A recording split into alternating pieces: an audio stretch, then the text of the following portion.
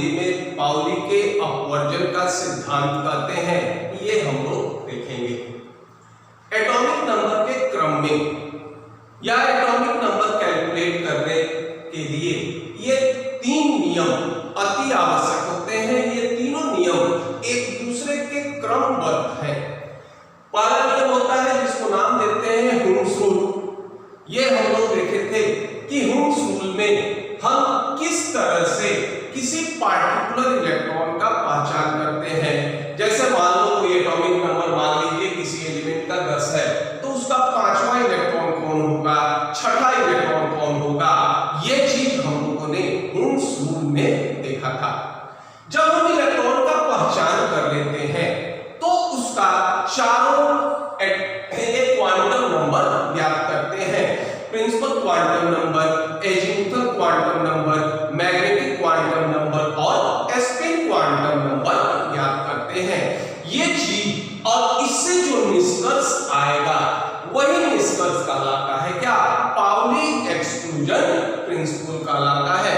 तो सबसे पहले एक एग्जांपल लेते हैं और इसके बाद हम लोग ये देखेंगे कि इसमें क्या निष्कर्ष आता है। तो मान लो हम एक एलिमेंट लेते हैं, एलिमेंट है हमारा सोडियम, एटॉमिक नंबर होता है इसका क्या 11। तो इसमें प्रोटॉन की संख्या 11 होगी तो इलेक्ट्रॉन की संख्या भी 11 होगी। इसका अगर कॉन्फ़िगरेशन लिखते हैं तो ये होगा 1s2 2s2 2p6 3s1। यहां देखिए हम लोग ये मानकर चल रहे हैं कि आपको इलेक्ट्रॉनिक कॉन्फ़िगरेशन लिखना आता है।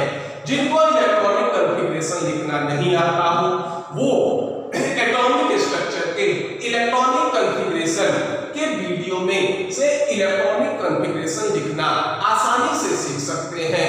वहां एक बहुत ही आसान विधि के द्वारा किस तरह से हम लोग इलेक्ट्रॉनिक कॉन्फ़िगरेशन लिखते हैं इसको सिखाया गया है। तो सोडियम का इलेक्ट्रॉनिक कॉन्फ़िगरेशन ये हुआ। अब हम इसको बॉक्स से बनाते हैं। चूंकि इसमें 11 इलेक्ट्रॉन है तो पार्टिकुलर प्रत्येक इलेक्ट्रॉन को लोकेट करना जरूरी होता है। देखो ये हो गया 1s का ऑर्बिटल, इसमें 2 इलेक्ट्रॉन होंगे। ये हो गया हमारा क्या 2s का ऑर्बिटल। p ऑर्बिटल बनाते थे तो याद कीजिए हम इसको 3 भाग में बांटते थे क्योंकि मैग्नेटिक फील्ड में इसके 3 ओरिएंटेशन होते हैं तो हम इसको 3 भाग में बांटते थे। और s ऑर्बिटल को सिर्फ एक बॉक्स से इंडिकेट करते हैं क्योंकि मैग्नेटिक फील्ड में इसका सिर्फ एक ओरिएंटेशन होता है। और ये हो गया हमारा क्या थर्ड ऑर्बिट का s ऑर्बिटल। अब फर्स्ट ऑर्बिट के s ऑर्बिटल में देखो 2 इलेक्ट्रॉन, ये हो गया पहला इलेक्ट्रॉन, ये हो गया दूसरा, ये हो गया तीसरा, ये हो गया चौथा।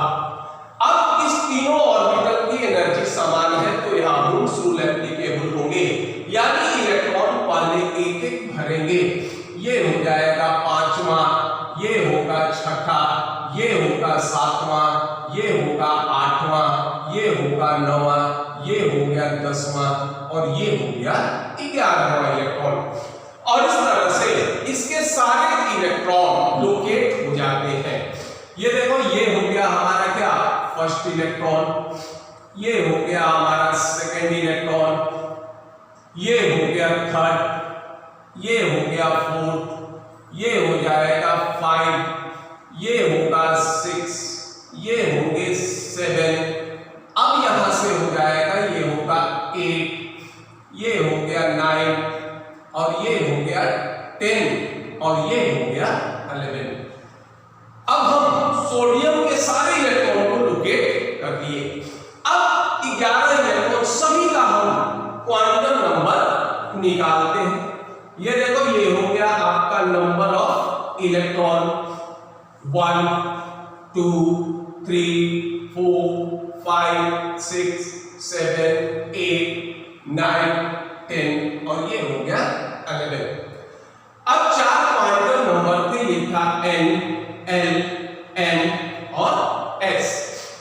अब ये कहते थे याद कीजिए कि जब भी हम लोग क्वांटम नंबर n और l का मान किस तरह से निकालते थे पहले देखो, जब भी कोई ऑर्बिटल लिखते हैं तो ऑर्बिटल लिखते हैं तो इस तरह से इंडिकेट होता है NL, जहां पहला लेटर N को बताएगा और दूसरा जो होगा ये क्या होगा, L को बताएगा।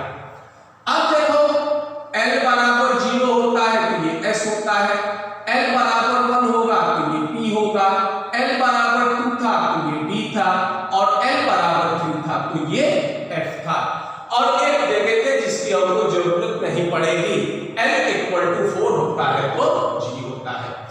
तो जब भी हम कोई ऑर्बिटल लिखते हैं तो बाईं तरफ जो संख्या होगा वो N के मान को बताएगा।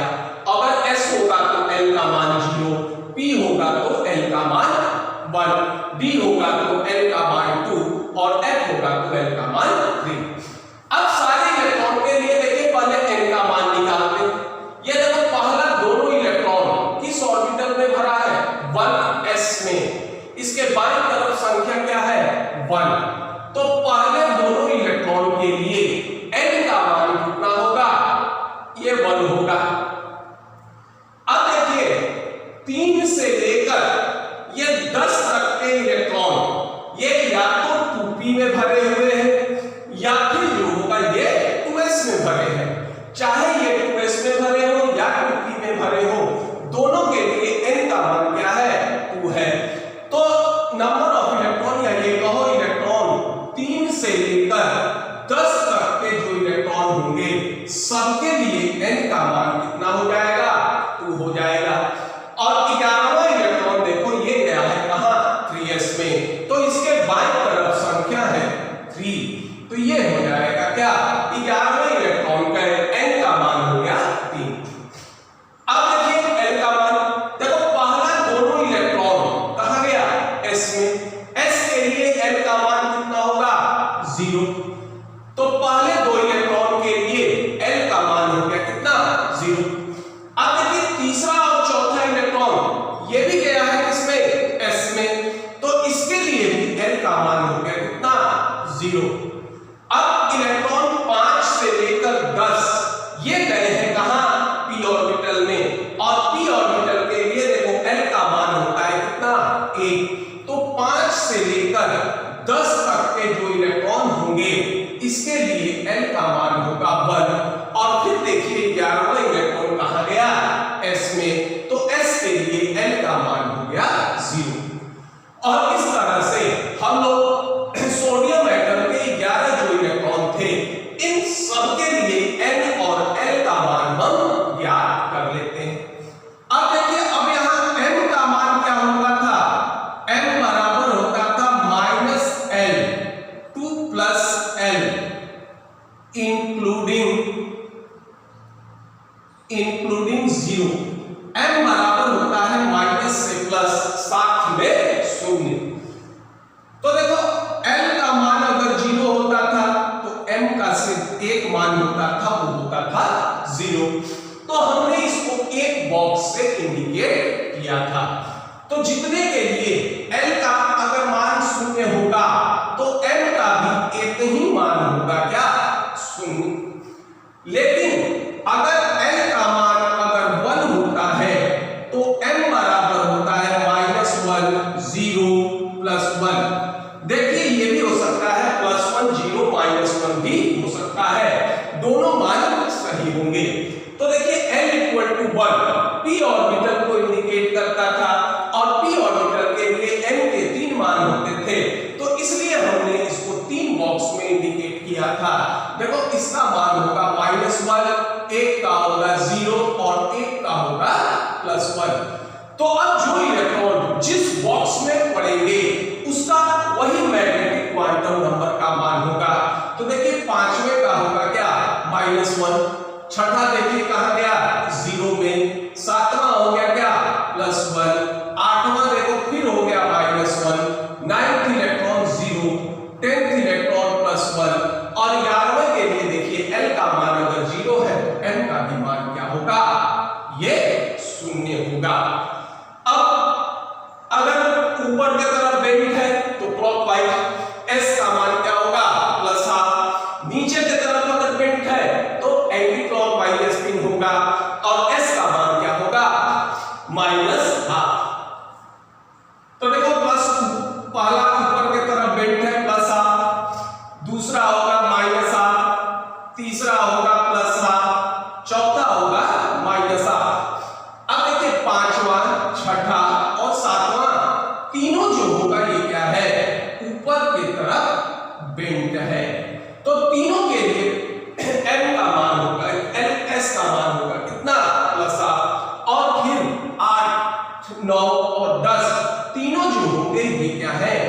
नीचे की तरफ बेंट है तो सबके लिए वैल्यू कितना हो जाएगा -12।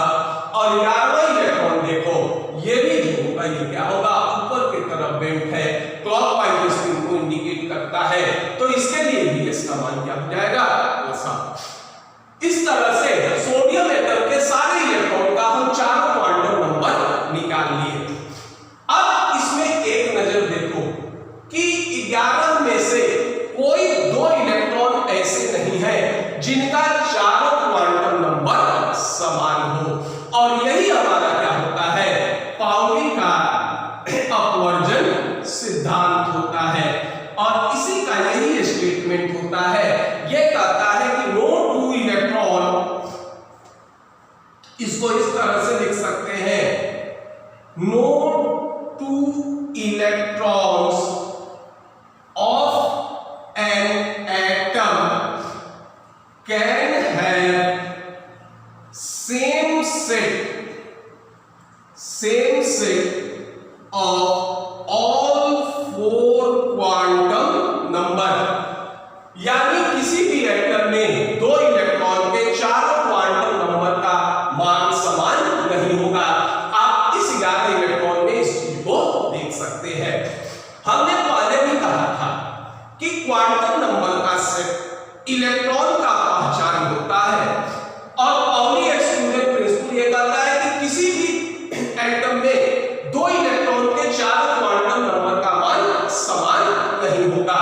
तो इसका सीधा मतलब ये होता है कि चारों क्वांटम नंबर का सेट किसी पार्टिकुलर इलेक्ट्रॉन की पहचान होगी। यानी कोई चारों क्वांटम नंबर का कोई सेट ऐसा नहीं होगा जो 2 इलेक्ट्रॉन को रिप्रेजेंट करेगा। तो अगर हमारे पास हम इलेक्ट्रॉन को लोकेट करके उसका चारों क्वांटम संख्या अगर निकाल सकते हैं, तो ये भी तो संभव है कि अगर मान लो हमको चारों क्वांटम नंबर दे दिया जाए जो कि किसी पार्टिकुलर इलेक्ट्रॉन का पहचान होता है, तो हम इलेक्ट्रॉन की भी पहचान कर लेंगे। इसको हम लोग आगे देखेंगे। अब देखिए चारों क्वांटम नंबर तो समान नहीं होंगे, यही हमारा पाउली का एक्सक्लूजन प्रिंसिपल होगा। अब इसमें देखो इलेक्ट्रॉन नंबर 1, इलेक्ट्रॉन नंबर 2, इसका देखिए 3 क्वांटम नंबर क्या है समान। इलेक्ट्रॉन नंबर 3, इलेक्ट्रॉन नंबर 4, इसका भी 3 क्वांटम नंबर समान है। अब देखिए इलेक्ट्रॉन नंबर 5 और इलेक्ट्रॉन नंबर 8, ये देखिए इसका भी तीनों क्वांटम नंबर समान है। इलेक्ट्रॉन नंबर क्या हो जाएगा 6, इलेक्ट्रॉन नंबर 9, इसका भी क्या हो रहा है तीनों क्वांटम नंबर समान है। और इलेक्ट्रॉन नंबर 7 और इलेक्ट्रॉन नंबर 10, इसका भी तीनों क्वांटम नंबर समान है। अब इसके बॉक्स रिप्रेजेंटेशन में देखो 1 2 फर्स्ट और सेकंड एक ऑर्बिटल में स्थित है, थर्ड और फोर्थ ये भी एक ऑर्बिटल में स्थित है, इलेक्ट्रॉन नंबर 5 एंड 8 ये भी एक में स्थित है, 6 और 9 ये भी एक में स्थित है, और 7 और 10 ये भी एक ऑर्बिटल में स्थित है। तो ये भी कह सकते हैं कि जो इलेक्ट्रॉन एक ही ऑर्बिटल में स्थित होंगे उनका 3 क्वांटम नंबर समान होगा, और वे क्वांटम नंबर होंगे n, l और m। और एक ऑर्बिटल में स्थित जो 2 इलेक्ट्रॉन होते हैं वो सिर्फ स्पिन में अंतर करेंगे। एक का स्पिन होगा क्लॉकवाइज और दूसरे का स्पिन हो जाएगा क्या एंटी क्लॉकवाइज। तो इस तरह से पाउली एक्सक्लूजन प्रिंसिपल के सहायता से हम किसी भी इलेक्ट्रॉन के चारों क्वांटम नंबर का मान बता सकते हैं। पहले इसको नोट डाउन कर लीजिए। अब देखो इसका दूसरा स्टेटमेंट भी होता है, और इसके दूसरे स्टेटमेंट को हम इस तरह से भी कर सकते हैं कि किसी एक ऑर्बिटल में अपोजिट स्पिन के 2 से अधिक इलेक्ट्रॉन नहीं रह सकते।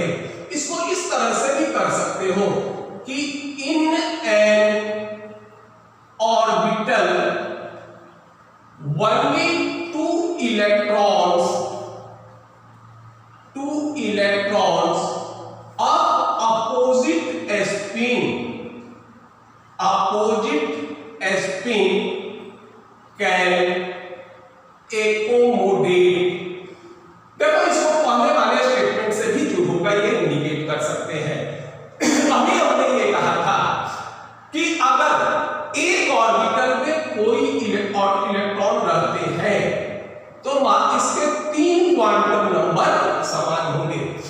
मान लो 1s ऑर्बिटल में कोई इलेक्ट्रॉन है तो इन दोनों इलेक्ट्रॉन का 3 क्वांटम नंबर समान होगा। और अगर मान लीजिए अंतर होता है तो एक का स्पिन क्लॉकवाइज होगा और दूसरे का स्पिन एंटी क्लॉकवाइज होगा और इनमें अंतर स्पिन क्वांटम नंबर में होता है। और अगर मान लो तीसरा इलेक्ट्रॉन हम रखते हैं तो स्पिन तो दो ही तरह के होंगे, चाहे क्लॉकवाइज हो या फिर एंटी क्लॉकवाइज हो। तीसरे स्पिन का कोई तरीका नहीं होता।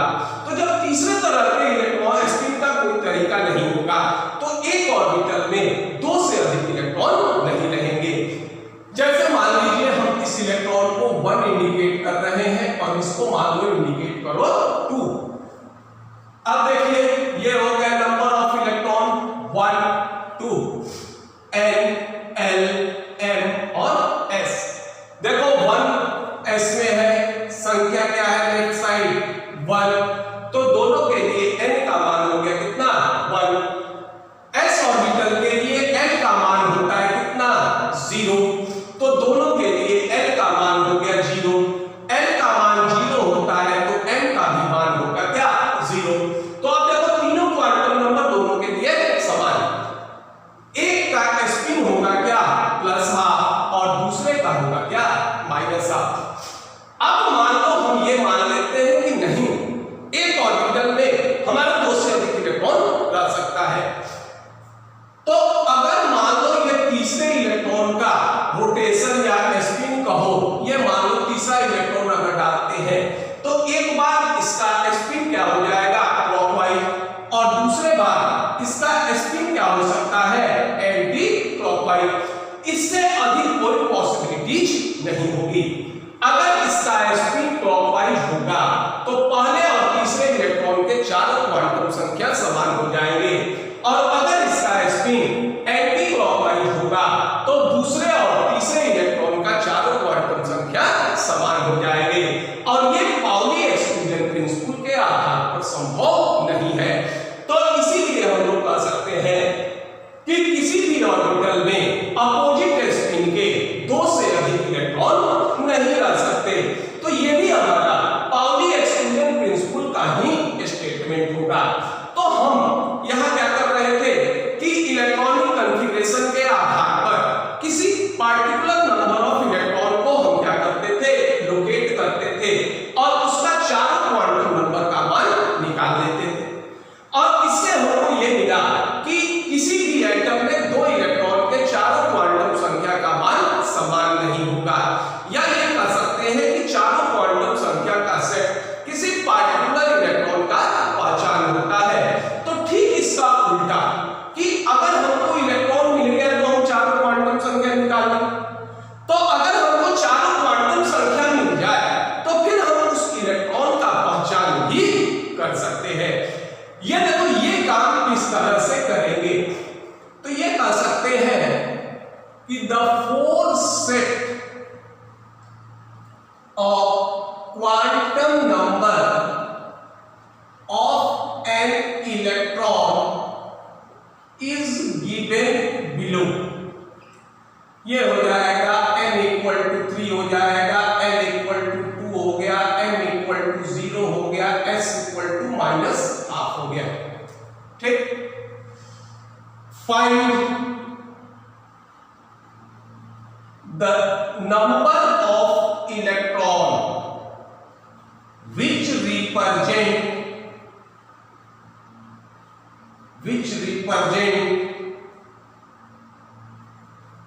by this set of quantum number। ये कहता है कि कोई क्वांटम नंबर का सेट हम दे रहे हैं n = 3, l = 2, m = 0, s = -½ अब आपको बताना है कि ये चारों क्वांटम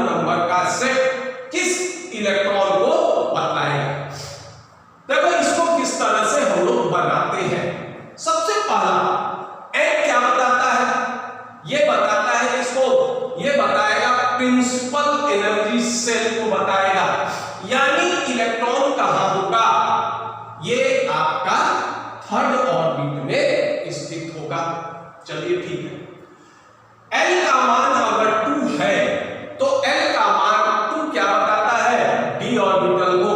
तो अब ये इलेक्ट्रॉन जो होंगे ये कहां के होंगे, ये 3d ऑर्बिटल का कोई इलेक्ट्रॉन होगा। हम जब भी d ऑर्बिटल बनाते हैं तो ये करते हैं क्या, इसका मैग्नेटिक फील्ड में 5 ओरिएंटेशन होता है, तो हम इसको क्या करते हैं 5 भाग में बांट देते हैं। एक का वैल्यू होता था -2, -1, 0, +1, +2। अब यानी n का मान हो गया 0, यानी ये जो होंगे इस ऑर्बिटल का कोई इलेक्ट्रॉन होगा। और s का मान हो गया क्या, -12, यानी इसका स्पिन हो जाएगा एंटी क्लॉकवाइज, यानी 3d ऑर्बिटल का ये इलेक्ट्रॉन हुआ।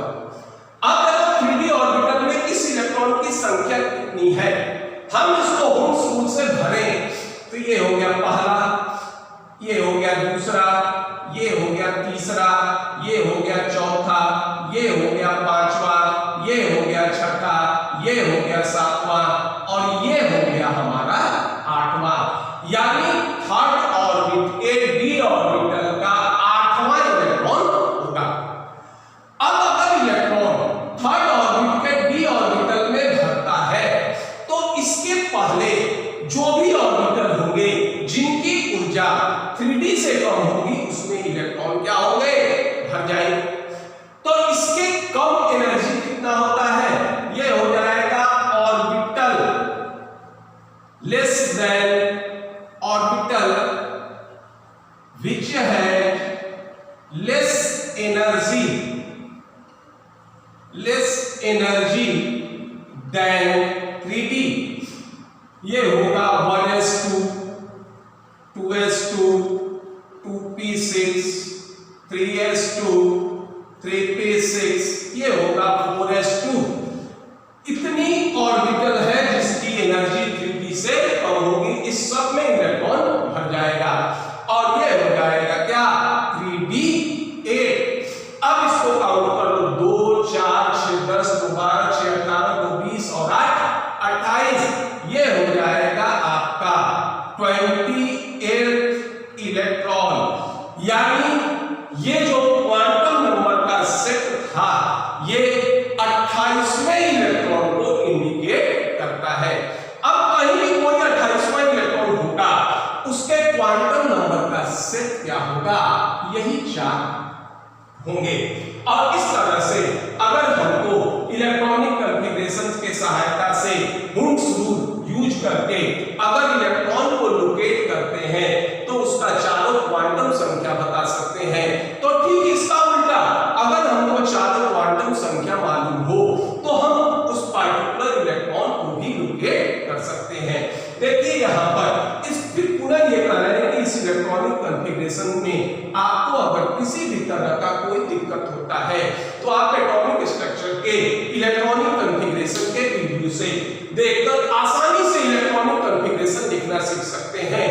वहां बहुत ही आसान भाषा में या आसान तरीके से इलेक्ट्रॉनिक कॉन्फ़िगरेशन लिखना सिखाया गया है। आप इसको देखकर इलेक्ट्रॉनिक विन्यास लिखना सीख सकते हैं। हम लोग यहाँ ये मानकर चल रहे थे कि आप छोटे तत्वों के इलेक्ट्रॉनिक विन्यास लिखना जानते हैं। तो इस तरह से अब हमने किया क्या, ये इलेक्ट्रॉनिक कॉन्फ़िगरेशन के सहायता से इलेक्ट्रॉन को लोकेट कर लिया और उसके चारों क्वांटम संख्या का मान ज्ञात कर लिया। इस तरह से ये होता है पाउली के अपवर्जन का सिद्धांत। तो अगर आपको ये वीडियो पसंद आए तो लाइक कीजिए, सब्सक्राइब कीजिए। धन्यवाद।